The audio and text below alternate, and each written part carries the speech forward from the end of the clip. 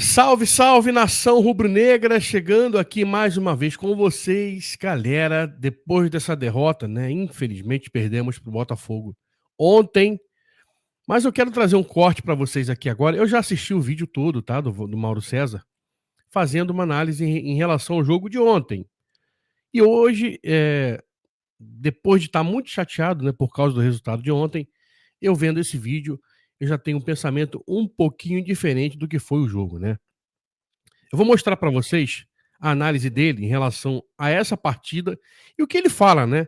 Não só do Sampaoli, como também da gente. A gente que faz parte da nação rubro-negra. Eu parando hoje mais tranquilo, com a cabeça mais fria, pensando um pouquinho, ele tem muita razão no que ele vai falar ali. E eu queria que você ficasse assistindo para você poder também analisar isso depois com calma, tá? Mas antes eu peço a você, antes do vídeo, né? Ativa aí o sininho de notificação, deixa o seu like, é importantíssimo pra gente, tá? Compartilhe o nosso link. E você que não é inscrito, se inscreva no canal, galera. Dá essa moral pra gente, tá bom? E comenta aqui no vídeo também. É muito importante pro nosso canal os seus comentários, tá bom? Vamos assistir, galera? Daqui a pouquinho a gente volta analisando e comentando sobre o que o Mauro César Pereira vai falar agora a respeito desse vídeo. Vamos lá, vamos assistir, daqui a pouquinho a gente volta. Bem, eu acho que se você contrata o Sampaoli, você não pode esperar o João Santana. Sampaoli é isso. Então, se contrata o Sampaoli, assumam que é o Sampaoli, né?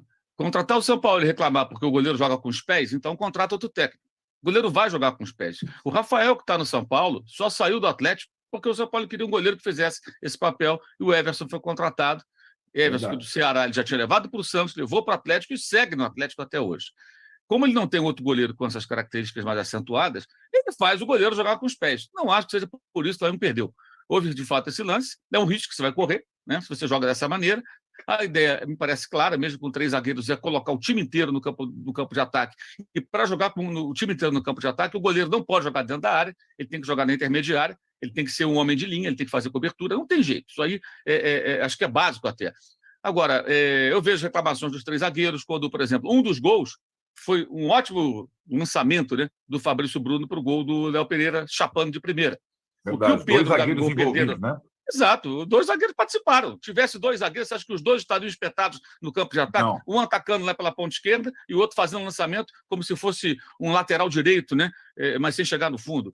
Ou seja, os 3 zagueiros não era um sistema defensivo, o contrário. É um homem fazendo a proteção à defesa, que é o Davi Luiz, e 2 jogando dentro do campo do adversário e conduzindo a bola para o ataque. O Flamengo finalizou 24 vezes ontem, gente. O Botafogo, 12. No alvo foram 13, Botafogo, 6. Chances claras, 8 do Flamengo, 3 do Botafogo. Converteu as 3. E por que converteu as 3? Por uma série de erros. O gol de cabeça é um absurdo, né? Como também foi um absurdo o gol que o Léo Pereira fez de cabeça, a defesa do Botafogo permitiu cabecear completamente livre, como o Danilo no gol de cabeça do Botafogo.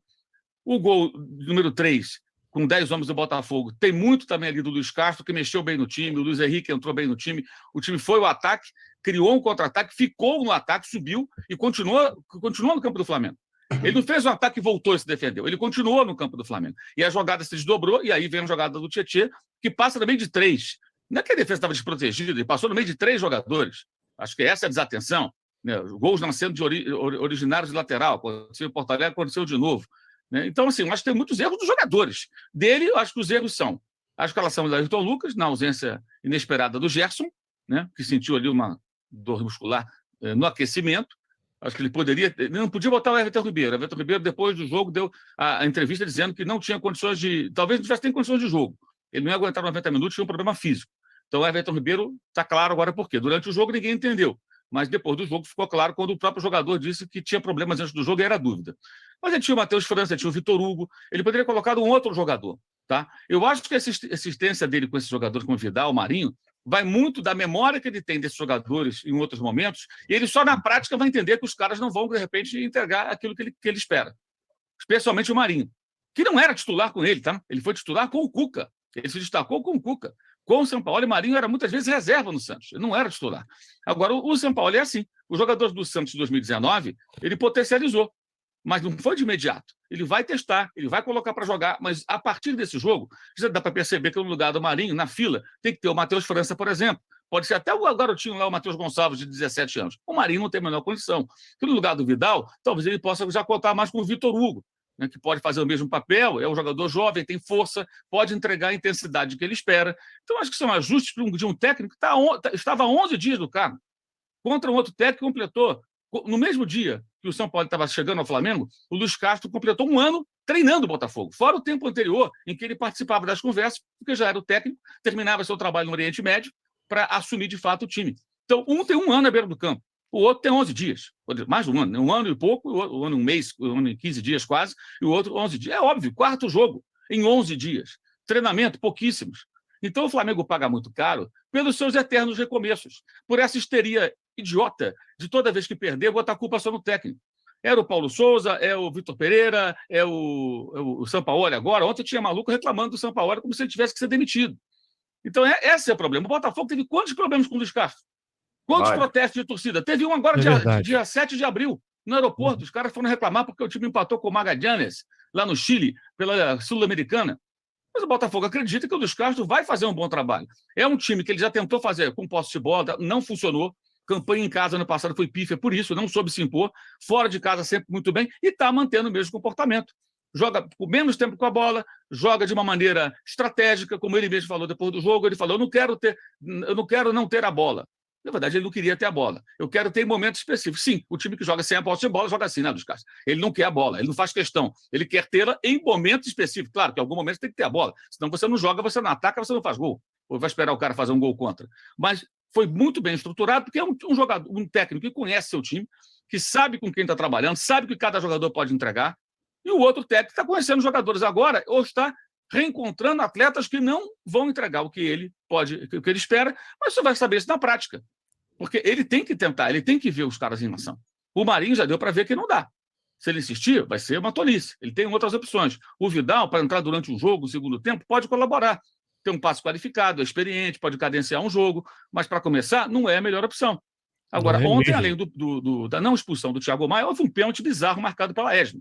O que não anula o merecimento do Botafogo. Não acho correto o Flamengo não ficar reclamando de pênalti. Isso é coisa de time pequeno, ficar de chororô. O Flamengo não tem que ficar reclamando, porque errou muito, perdeu porque jogou mal e errou muito, mesmo criando muitas chances de gol. Porque criar chances de gol e perdê-las como perdeu é jogar mal. Você cria, perde, você não jogou bem. Porque tem que completar o negócio, né? Você cria e faz os gols. Né? E isso não aconteceu ontem. O Flamengo desperdiçou muitas oportunidades claras de gol, com defesas do Lucas Perry e com erros de finalização graves, especialmente do senhor Gabriel Barbosa, que fez até um primeiro tempo interessante, mas no segundo tempo os gols que ele perdeu foram absolutamente inaceitáveis.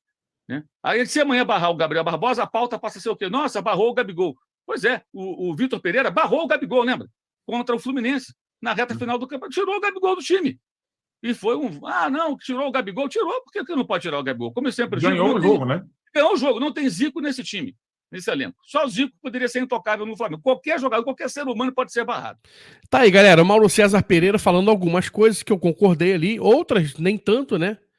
Mas eu quero destrinchar com vocês aqui agora rapidinho, tá? Em 1 minutinho.